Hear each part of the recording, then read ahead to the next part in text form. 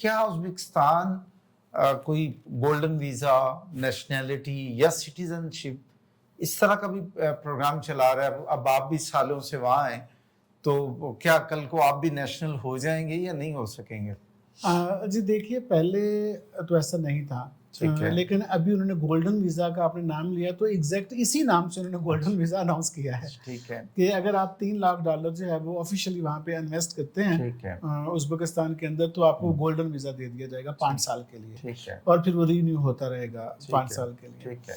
और वैसे भी अगर आप लीगल 5 साल वहाँ पर रहते हैं, लीगली कोई वायलेशन नहीं किया आपने, और साल का चूंकि वीज़ा मिलता है, एक साल का वीज़ा है, एम्प्लॉयमेंट का भी 1 साल का वीज़ा है, बिजनेस का भी 1 साल का वीज़ा है, तो आपने 5 साल गुजार लिए हैं, तो you are eligible for applying that visa. 5 साल का वीज़ा जो है वो आप अप्लाई कर सकते हैं कि भाई मुझको 5 साल लीगल रह लिया है, तो वो आप अप्लाई करते हैं, वो फिर आपको 5 साल का ही मिलेगा।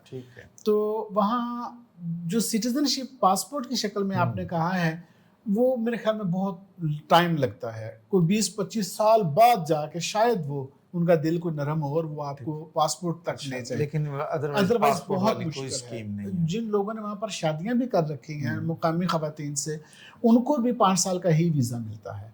ठीक है। तो बाकी अगर आप वहाँ रिन्यू होता रहता है। जी होता है। अगर आप अपना बिजनेस कर रहे हैं वहाँ पे या जॉब कर रहे हैं, तो वो 1-1 साल का वीज़ा है। ठीक है। जो टूरिस्ट वीज़ा है वो 1 महीने का है, और जो टूरिस्ट बिजनेस वीज़ा है वो 3 महीने का भी हो सकता है, और कुछ लोग मल्टीपल 6 महीने का वीज़ा भी ले लेते हैं, लेकिन उसके लिए ज़रूरी है कि आपके 2-3 पहले से विजिट हों, तो उसके बाद पासपोर्ट मुश्किल है। बिल्कुल।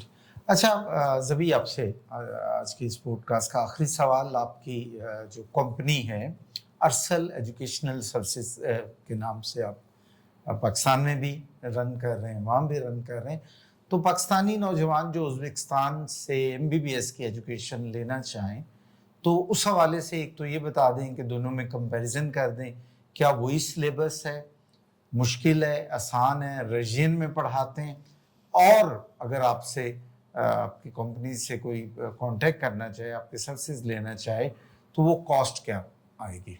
हाँ जी, देखिए, पहली बात तो ये है कि जो MBBS या MD का सिलेबस है वो पूरी दुनिया में ही एक है। जी, ठीक। ये चूँकि WHO ने डिज़ाइन किया हुआ है, और ये मुकामी लोगों के लिए ये फ़र्क और सहूलत हो सकती है कि उसका ट्रांसलेट कर लें अपनी ज़ुबान में।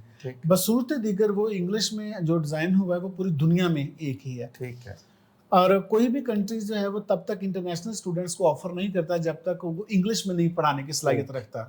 तो हमारी यूनिवर्सिटीज़ में भी वहाँ इंग्लिश में पढ़ाया जाता है, और वही सिलेबस है जो इंडिया पाकिस्तान में हर जगह पढ़ाया जा रहा है। जी बिल्कुल ठीक है। फ़र्क सिर्फ कॉस्ट का आता है कि पाकिस्तान में प्राइवेट मेडिकल कॉलेजेस में फीसें बहुत ज़्यादा हैं। ठीक है। ये कोई 1.5-2 करोड़ तक अब बात चली गई है 5 साल में, और हमारे पास जो है वो तकरीबन 80 लाख से 1 करोड़ में MBBS मुकम्मल हो जाता है। इसमें सारे खर्चे हैं, जी, सारे, फी भी है, हॉस्टल भी है, लिविंग भी है। और यहाँ प्रॉब्लम सिर्फ ये हुआ है कि ये जो गुज़श्ता 3-4 सालों में डॉलर का रेट 110 रुपये से या 135 से 280 रुपये हुआ है, तो ये कॉस्ट इतनी ज़्यादा बढ़ गई है।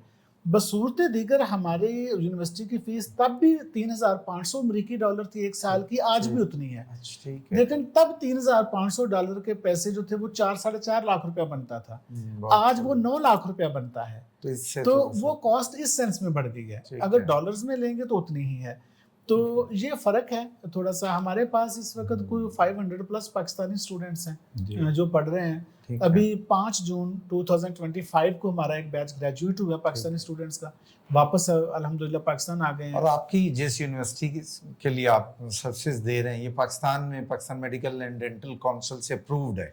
देखिए, ये तो बेसिक क्राइटेरिया है।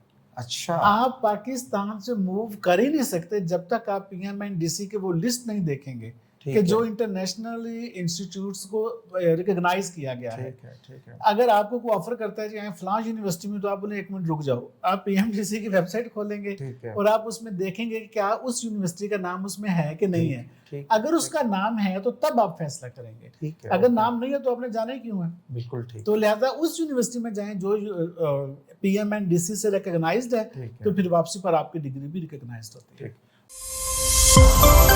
Audio Jungle.